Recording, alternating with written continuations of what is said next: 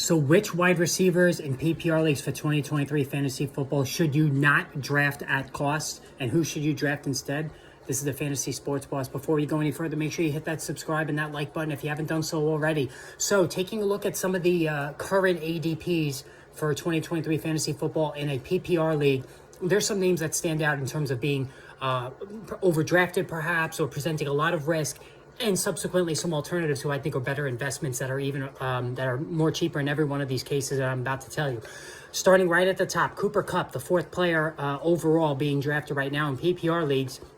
I've talked about the risk with Kupp already. While he does pile up the numbers, no doubt about it, the last two seasons when he's on the field, he has suffered two significant injuries in the last 4 seasons, has a quarterback in Matthew Stafford who looks to be on fumes, and one big hit could knock him out for the season and subsequently collapse the entire offense. The offensive line is a mess.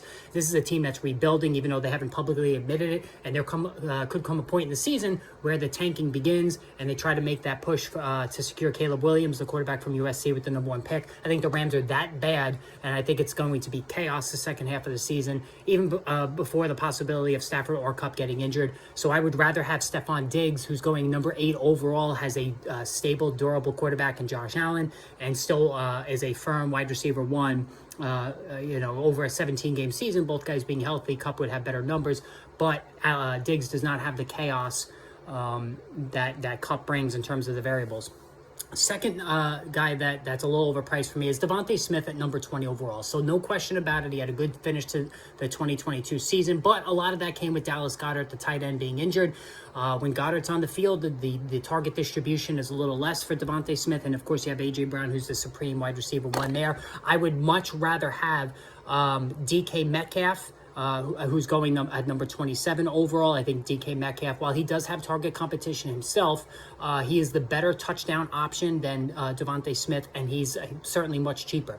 Third option that I don't like in terms of their prices, T. Higgins, 23 overall. I'd rather have Calvin Ridley, who's going 33 overall, so 10 spots cheaper, and Ridley could be a clear-cut wide receiver 1, whereas Higgins is always going to take a backseat to Jamar Chase. I know it's a passing offense for the Bengals, but the Jaguars might even throw more under Doug Peterson this season.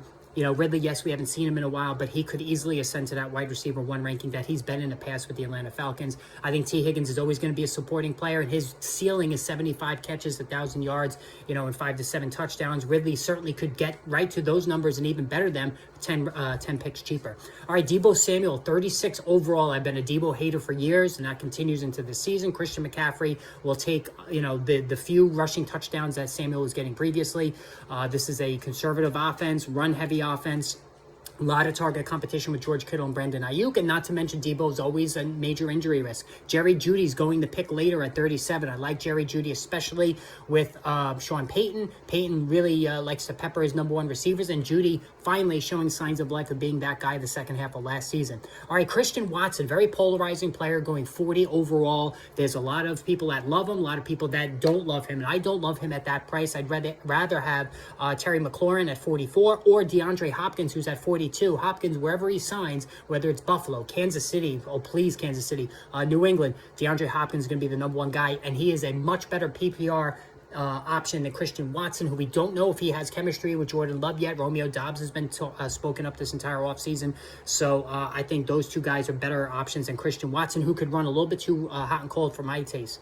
All right, Jordan Addison is going 74 overall. Kadarius Toney's going 73 overall, so it's 1 pick ahead of Addison. But I think Addison's going way too high. If that flip-flops, I would certainly much rather have Toney, who could be the #1 wideout, big play guy in the Kansas City offense. All right, Chris Godwin, 57 overall. I'd much rather have Tyler Lockett, who continues to get disrespected. He's going 61 overall. Lockett is a touchdown machine. People always assume, okay, DK Metcalf is the top guy. Tyler Lockett's not going to catch as many passes. Baloney. He's over 1,000 yards every year. He's a double-digit touchdown guy every year. Godwin's going to have to deal with Baker Mayfield. Yikes. At 57 overall. The targets might be there. The scores won't. Give me Tyler Lockett at 61. All right.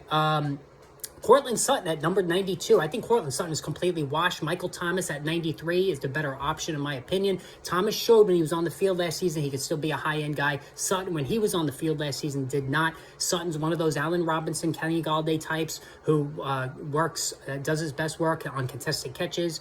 Doesn't get great separation. So when they age, when they hit that 27, 28, 29 age range, they become shot overnight like Golladay, like Robinson. Give me Michael Thomas at 93 there. All right, and then finally, Jamison Williams is going at 104, even though he's suspended the first six games of the 2023 season. Nico Collins at number 120 is the number one target for CJ Stroud. Give me Nico Collins at 120. I think he's gonna have a breakout season this season. I really like his cost. All right, guys, hit that subscribe button. I'm gonna check out the quarterbacks and running backs using the same format coming up, so make sure you're subscribed soon.